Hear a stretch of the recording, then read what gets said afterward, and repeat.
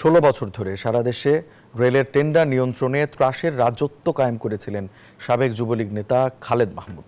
তাকে ম্যানেজ করে চট্টগ্রামে রেলের টেন্ডার বাণিজ্য পরিচালনা করতেন যুবলীগ নেতা হেলাল আকবর চৌধুরী বাবর। রেল কর্তৃপক্ষ অবশ্য এখন আর ক্ষমতাসীনদের হাতের পুতুল হতে চান না। ওপেন টেন্ডারে সবার সহযোগিতা চান তারা। অতীতে যারা দাপট দেখিয়ে টেন্ডার ভাগিয়ে নিয়েছে তাদের আইনের মুখোমুখি করার আহ্বান রেল বিশেষজ্ঞের। রতন দাসের ক্যামেরায় রেল নিয়ে বিশেষ প্রতিবেদনের তৃতীয় পর্ব জানাচ্ছেন চট্টগ্রাম থেকে নয়ন বড়ুয়া জয়।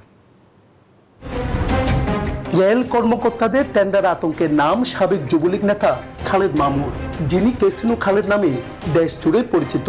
চট্টগ্রাম রেলওয়ে পূর্বাঞ্চলে খালেদের হাতেই যেন টেন্ডারের চারা। ব্যতিক্রম হলেই রেল কর্মকর্তাদের বদলের হুমকি দিতেন তার সাঙ্গপাঙ্গরা। ঢাকায় বসে রেল টেন্ডারের রিমোট চালাতেন খালেদ, আর বাস্তবায়ন করতেন আরেক যুবলীগ নেতা চট্টগ্রামে হেলাল আকবর চৌধুরী বাবর। লোকালি যারা ছিল চিরঙে, এদের সাথে হাত মিলিয়ে রেল একক তাদের আধিপত্যে ছিল 15 বছর। একটা কাগজে স্টাম্প করে অথবা আপনি ঠিক আছে ভালো, আপনার সাথে আমার রিলেশন ভালো, আপনাকে আপনি বলে দিয়েছেন ভাই কাজটা আপনি করেন, আমাকে 10% 5% একটা পার্সেন্টেজ দিয়েন, ওর উপর কাজ করে ফেলছি, ওর লাইসেন্সও করে ফেলছি কাজ। ছাত্রলীগের সারা বাংলাদেশের যে শিশু সন্ত্রাসী যারা ছিল, এই যে চট্টগ্রামে যারা শিশু সন্ত্রাসী ছিল, ওরাই এটা নিয়ন্ত্রণ করছে। নিয়ম নীতি তোয়াক্কা না করে রেলওয়ে তাদের হাতে তুলে দিত বড় বড় টেন্ডার, যেখানে পুরো জিম্মি রেল কর্মকর্তারা।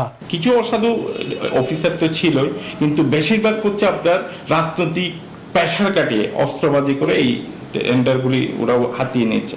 শুধু টেন্ডার নয়, রেলের সম্পদও দখল করেছেন যুবলীগের সাবেক নেতা খালেদ ও চট্টগ্রামের হেলাল আকবর চৌধুরী বাবর। রেল কর্তৃপক্ষ বলছে রাজনৈতিক পট পরিবর্তনে রেলের টেন্ডার এখন বন্ধ। আগামীতে ওপেন টেন্ডারের মাধ্যমে সকলের অংশগ্রহণ নিশ্চিত করা হবে। এখন পর্যন্ত আমরা টেন্ডারই করি না, আসলে যে ঘোষণা করেছেন টেন্ডার করলে তখন বোঝা যাবে যে পেশাটা আছে কিনা। এই মুহূর্তে আমরা একটু যে এপিপি গুলো করতেছি, বছরের শুরুতে এপিপি করা লাগে, এপিপি গুলো অনুমোদন হয়ে গেলে আমরা টেন্ডারিং যখন যাব তখন আসলে বুঝতে পারবো। তবে বছরের পর বছর যারা রেলকে জিম্মি করে টেন্ডার ও রেলের জায়গা দখল করেছে, তাদের আইনের আওতায় আনার দাবি বিশেষজ্ঞদের। এনজিওর কিস্তি প্রথমবার বিকাশ পেমেন্ট করলেই 20 টাকা ইনস্ট্যান্ট ক্যাশব্যাক।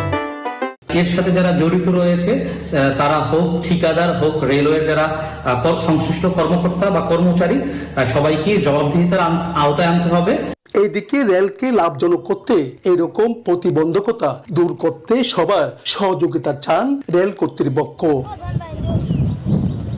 নয়ন বড়ুয়া জয়, নিউজ 24, চট্টগ্রাম।